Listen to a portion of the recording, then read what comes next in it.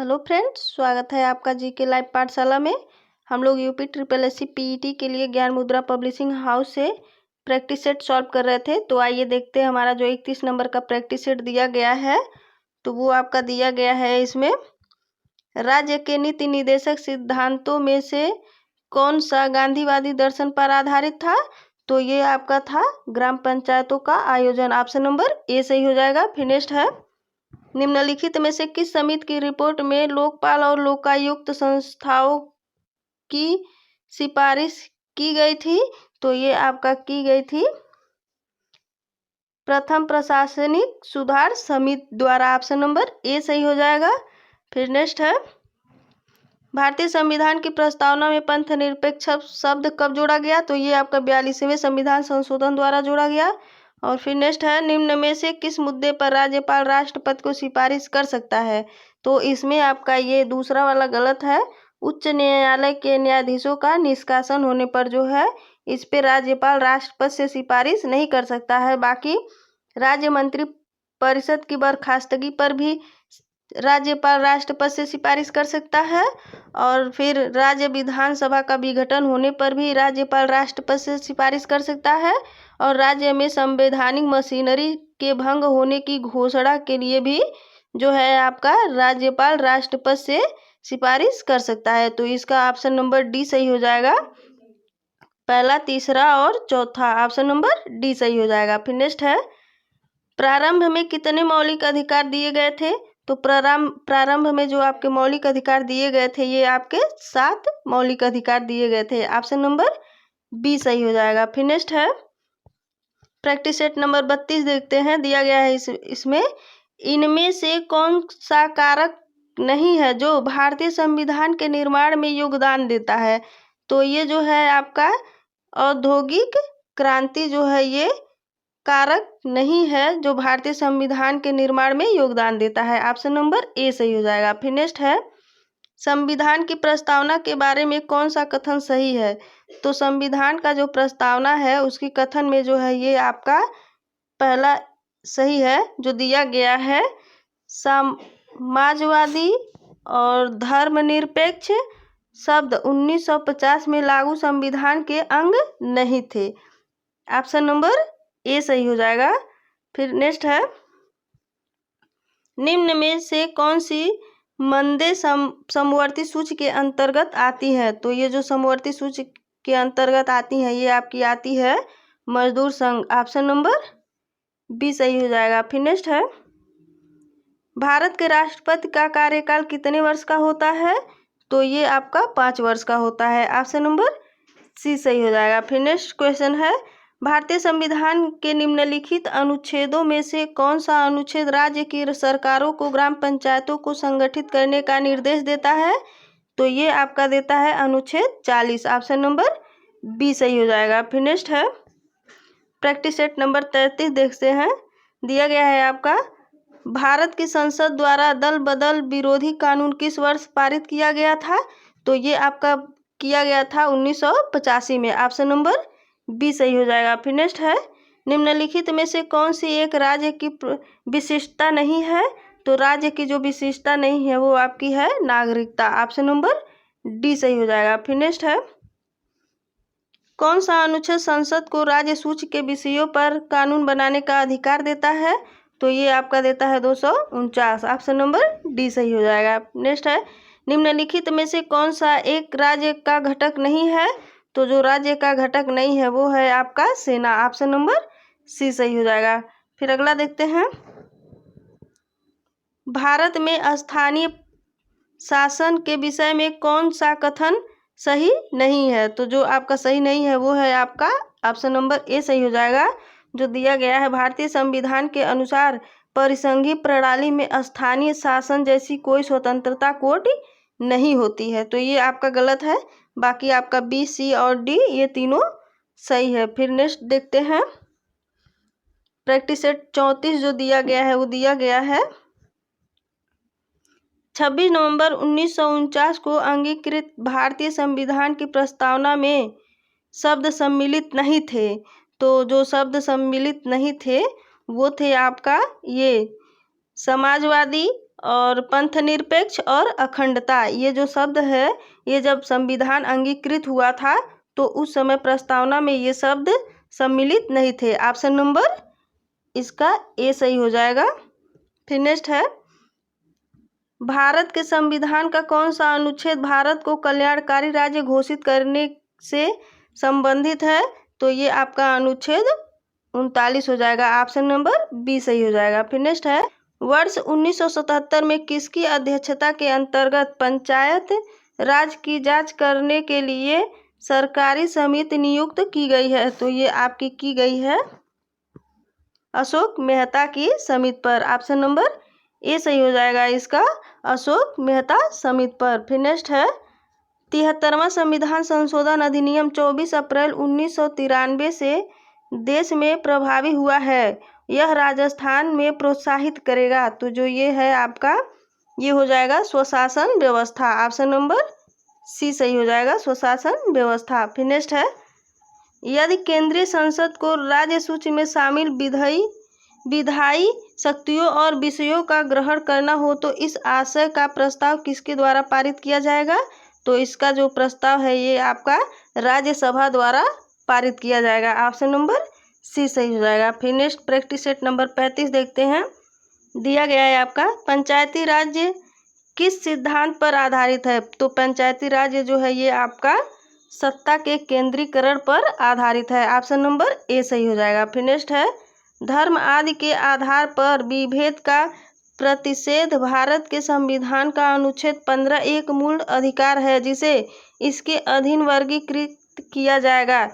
तो ये आपका सही आंसर इसका हो जाएगा समता का अधिकार। ऑप्शन नंबर डी सही हो जाएगा। नेक्स्ट है, निम्न कथनों पर विचार कीजिए और अंत में दिए गए कूट से सही उत्तर का चयन कीजिए। तो जो इसमें कूट जो दिया गया है आपका कथन जो पहला दिया गया है ए, भारत के संविधान में एक संघीय प्रणाली का प्रावधान है। तो ये आपका दिया गया। फिर कथन दो जो दिया गया वो दिया गया है उसने एक बहुत शक्तिशाली केंद्र की रचना की है। तो जो इसका जो सही आंसर हो जाएगा वो आपका होगा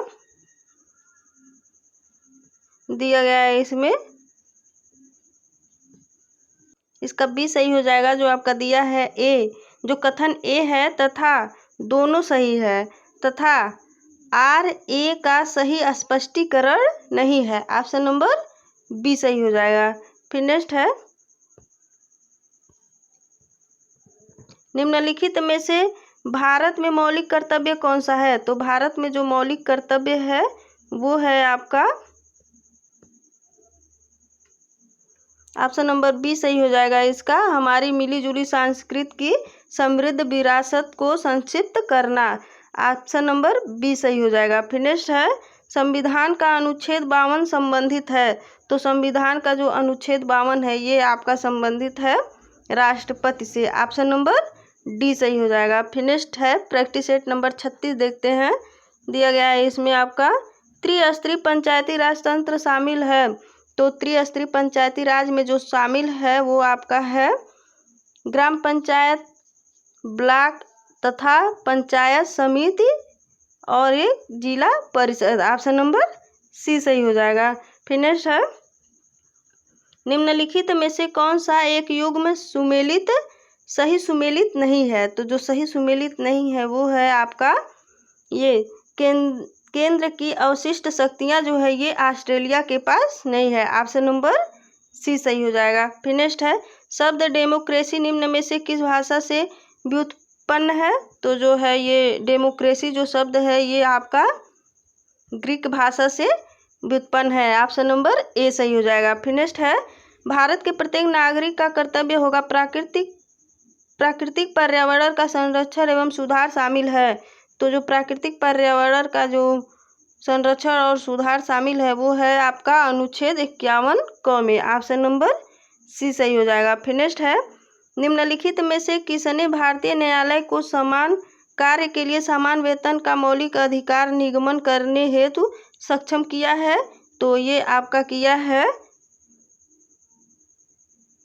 ऑप्शन नंबर इसका डी सही हो जाएगा। जो दिया गया है ए, बी और सी सभी को मिलाकर। ऑप्शन नंबर डी सही हो जाएगा। फिर नेक्स्ट है